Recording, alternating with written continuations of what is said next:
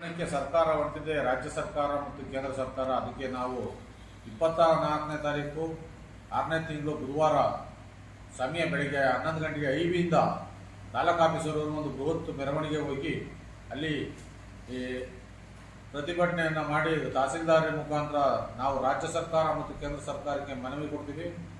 ಮತ್ತು ಕೊಟ್ಟು ಇದಕ್ಕೆ ಹೆಚ್ಚಿನ ಸಂಖ್ಯೆಯಲ್ಲಿ ರೈತರುಗಳು ಭಾಗವಹಿಸಬೇಕು. ಮತ್ತು ಟಿ ಸಿಗಳಿಗೆಲ್ಲ ಮುಂದೆ ನಮಗೆಲ್ಲ ಟ್ರಾನ್ಸ್ಫಾರ್ಮರ್ಗೆಲ್ಲ ತೊಂದರೆ ಆಗುತ್ತೆ. ಪ್ಲಸ್ಸು ಈಗ ನಮ್ಮ ಮೀಟ್ರುಗಳು ಆಗ್ತಾರೆ ಯಾವ ಬೋರ್ವೆಲ್ಗಳಿಗೆ ರೈತರು ಕೃಷಿ ಮಾಡಲಿಕ್ಕೆ ಬಹಳ ಕಷ್ಟ ಆಗುತ್ತೆ. ಯಾಕೆಂದರೆ ಮೀಟ್ರು ಈಗ ನಮಗೆ ಏನು ಯಾವುದೇ ಆದಂಥ ಒಂದು ನಿಗದಿ ಬೆಲೆ ನಮಗೆ ಕೊಡ್ತಾ ಇಲ್ಲ, ನಿಗದಿತ ಬೆಲೆಯನ್ನು. ಆದ್ದರಿಂದ ನಮಗೆ ಏನಾರ ಇವರು ಮೀಟ್ರನ್ನ ಅಳವಡಿಸಿ ಖಾಸಗೀಕರಣ ಕೊಟ್ಟರೆ ಮೀಟ್ರ್ ಹಾಕೋದಂತೂ ಖಚಿತ.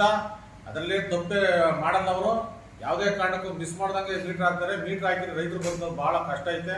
ರೈತರುಗಳು ಬೆಳೆಯೋಕ್ಕೆ ಈಗ ಏನು ಭೂಮಿಗೆ ಕರೆಂಟು ನೀರು ಎರಡೇ ಬೇಕಾದ್ರೆ ನಾವು ಸರ್ಕಾರದಲ್ಲಿ ಕೇಳಿದ್ರೆ ಕರೆಂಟು ನೀರನ್ನೇ ಅದನ್ನೇ ಇವರು ಕಟ್ ಮಾಡಿಬಿಟ್ರೆ ನಾವು ರೈತರು ಯಾವ ಥರ ಬದುಕಬೇಕು. ಅದರಿಂದ ರೈತರುಗಳು ಹೆಚ್ಚಿನ ಸಂಖ್ಯೆಯಲ್ಲಿ ಆಗಮಿಸಬೇಕಾಗಿ ನಾನು ಈ ಮೂಲಕ ಕೇಳ್ಕೊತಾ ಇದ್ದೀನಿ.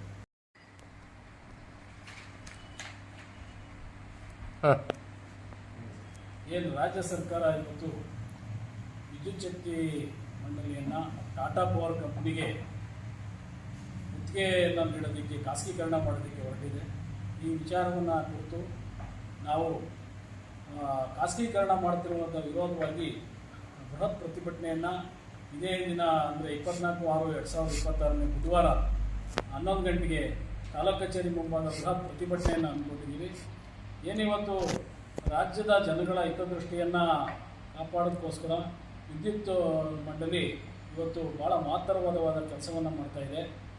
ಏನು ಇವತ್ತು ನಮ್ಮ ವಿದ್ಯುತ್ ಶಕ್ತಿ ಹಾಲಿ ಇರ್ತಕ್ಕಂಥ ವಿದ್ಯುತ್ ಶಕ್ತಿ ಮಂಡಳಿ 423 ಕೋಟಿ ರೂಪಾಯಿಗಳಿಗೆ ಇವರು ವಿದ್ಯುತ್ ಶಕ್ತಿಯನ್ನು ಉತ್ಪಾದನೆ ಮಾಡಿ ನಮ್ಮಲ್ಲಿ ಉಪಯೋಗ ಮಾಡಿಕೊಂಡು ಉಳಿದಂಥದ್ದನ್ನು ಮಾರಾಟ ಮಾಡಿದೆ. ಇಂಥ ಕಂಪ್ನಿಯನ್ನು ಖಾಸಗೀಕರಣ ಮಾಡಿಕೊಟ್ಟು ನಮ್ಮ ರೈತರನ್ನು ಮತ್ತು ಸಾರ್ವಜನಿಕರಿಗೆ ಭಾಳ ತೊಂದರೆಯನ್ನು ಉಂಟು ಮಾಡ್ತಕ್ಕಂಥ ನಡೆಯನ್ನು ಖಂಡಿಸಿ ನಾವು ಇವತ್ತು ಏನು ಬುಧವಾರ ಬೃಹತ್ ಪ್ರತಿಭಟನೆಯನ್ನು ಹಮ್ಮಿಕೊಂಡಿದ್ದೀವಿ. ಈ ಪ್ರತಿಭಟನೆಗೆ ಸಾರ್ವಜನಿಕರು, ರೈತರು ಮತ್ತು ಎಲ್ಲ ಸಂಘಟನೆಗಳ ಹೋರಾಟಗಾರರು ಈ ಪ್ರತಿಭಟನೆಗೆ ಆಗಮಿಸಿ ಪ್ರತಿಭಟನೆಯನ್ನು ಯಶಸ್ವಿಗೊಳಿಸಿ ಸರ್ಕಾರಕ್ಕೆ ಒಂದು ಎಚ್ಚರಿಕೆಯಾದಂಥ ಒಂದು ಗಂಟೆಯನ್ನು ನೀಡಬೇಕು ಅಂತ ಹೇಳಿ ಈ ಮೂಲಕ ಎಲ್ಲ ಸಾರ್ವಜನಿಕರ ಪರವಾಗಿ ಮತ್ತು ರೈತ ಸಂಘಟನೆ ಪರವಾಗಿ ನಾವು ಸ್ವಾಗತವನ್ನು ಹೊರತವರಿಗೆ ಕೋರ್ತಾ ಇದ್ದೀವಿ.